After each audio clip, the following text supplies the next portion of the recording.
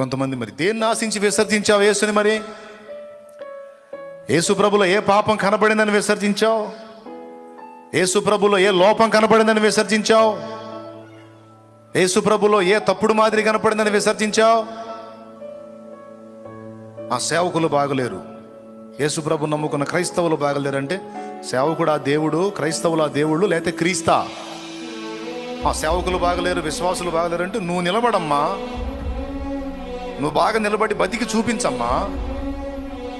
వీళ్ళు బాగలేరు, వాళ్ళు బాగలేరు కాబట్టి నేను యేసు ప్రభుని వదిలేస్తానంటే ఎంత వెర్రితనం అది. కాదు, అసలు నీకు ముందే యేసు ప్రభు అంటే ఇష్టం లేదు. ఇస్కరియోతు యోధా మనసులో దురాలోచన పుట్టించిన సైతాను నీ మైండ్లో కూడా దురాలోచన పుట్టించాడు. ఆనాటి యోధాకేమో యేసును అమ్ముకోవాలనే ఆలోచన పుట్టించాడు. ఈనాడు కూడా కొంతమంది వ్యక్తుల మనసుల్లో యేసును విసర్జించాలన్న ఆలోచన వాడు పుట్టించాడు. దానికి మీరు ఇష్టపడి ప్రభుని హృదయపూర్వకంగా విసర్జించి భ్రష్టులయ్యారు. భ్రష్టత్వము అంటే కోల్పోవుట, మార్గమును విడిచి తిరుగుట.